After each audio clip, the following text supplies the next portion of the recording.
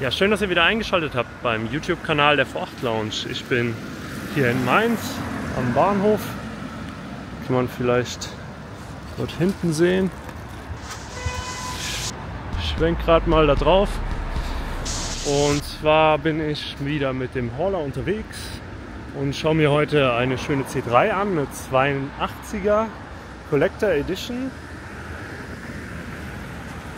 Und ich habe jetzt ungefähr noch 50 Kilometer zu fahren und mache mal wieder eine schöne Hauler-Tour. Ja, hier seht ihr schon die 82er Collector, die ich abgeholt habe und hier in dieser Sequenz auf den Hauler drauf fahre. Da muss man natürlich immer ein bisschen gucken, weil die Autos teilweise manchmal ein bisschen tiefer liegen, manchmal aber auch problemlos drüber gehen. Vorne hat die diese Gummilippe, die ist eigentlich sehr flexibel, da gibt es eigentlich keine Probleme. Deswegen kann man damit eigentlich auch leicht über Unebenheiten drüber fahren, da passiert im Regelfall nichts. Man muss allerdings bei den ganzen Corvetten immer schauen, die sind alle ein bisschen unterschiedlich, also alle C3, jedes Baujahr hat da so seine Besonderheiten und die sind auch von vorne sowie auch von hinten immer ein bisschen anders. Ich habe aber glücklicherweise mit dem Hauler keine Probleme, die dort drauf zu bekommen. Also ich kann sowohl die C3 als auch die C4 da drauf fahren. Bei C5 und C6 wird es dann schwierig, das funktioniert dann nicht mehr, weil die doch deutlich breiter sind auch hinten und da stehen dann die Räder über. Dementsprechend mache ich das nicht, sondern nur mit der C3 und der C4. Ich will mal einen ersten Blick hier reinwerfen. Der Türwarner bzw. Schlüsselwarner ist noch aktiv, deswegen das Summen. Und ich werde das Auto natürlich zuerst mal nach Hause bringen, die V8 Lounge, und dann werde ich das sicherlich noch mal näher vorstellen und euch ein bisschen mehr dazu erzählen. Ich habe die Corvette mit 4 Spanngurten verzurrt, so dass sie ordentlich gesichert ist, und bin dann recht zeitnah auch wieder Richtung nach Hause gefahren. Ich habe ungefähr 150 Kilometer zu fahren gehabt, aber das fuhr sich eigentlich sehr schön mit dem Wagen hinten drauf. So, jetzt ist mal wieder Tankstellenzeit für den Hauler. Und natürlich auch für mich.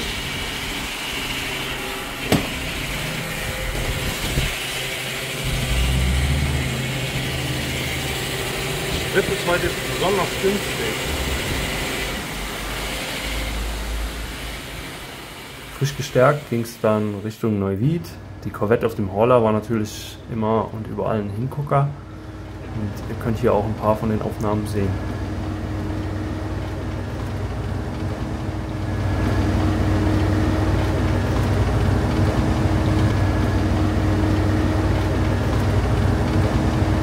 Ja, es ist so langsam schon echt dunkel geworden hier auf der Autobahn.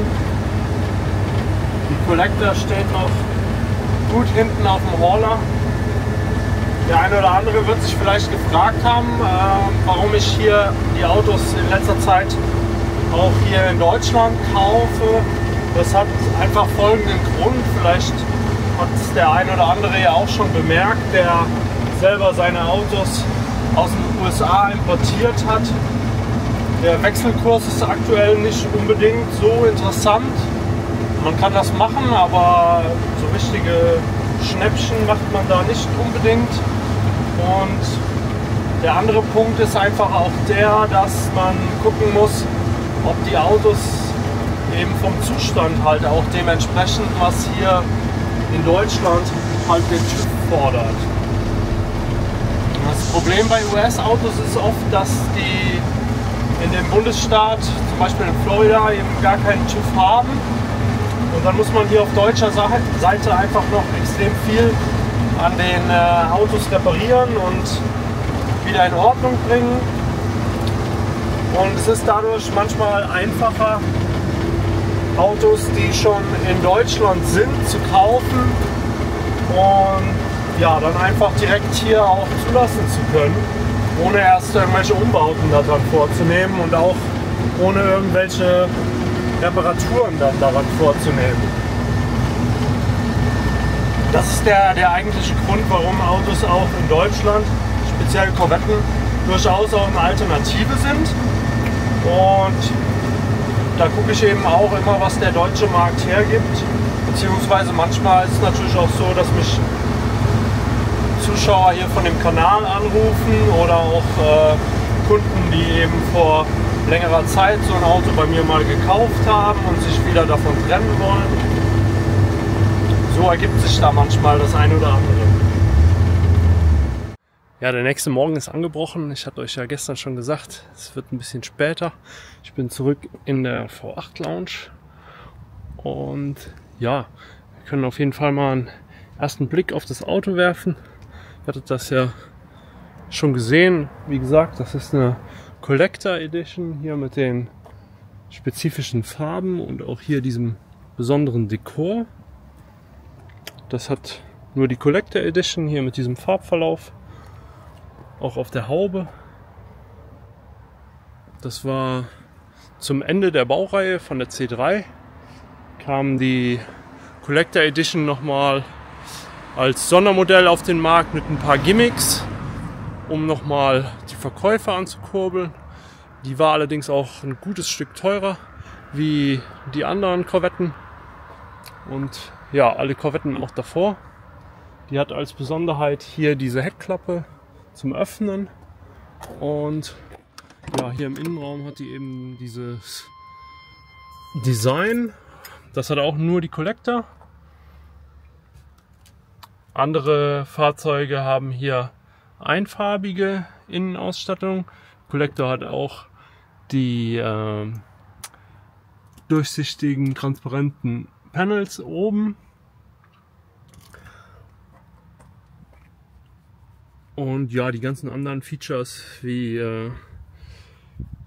elektrische Fensterheber und die Klimaanlage, Radio und so, höhenverstellbare Lenksäule hat die natürlich auch. Und was man vielleicht noch besonders anmerken kann, ist, dass dieser Felgensatz hier auch nur speziell bei der Collector verbaut wurde. Und ja, je originaler diese Fahrzeuge sind, desto begehrter sind die auch.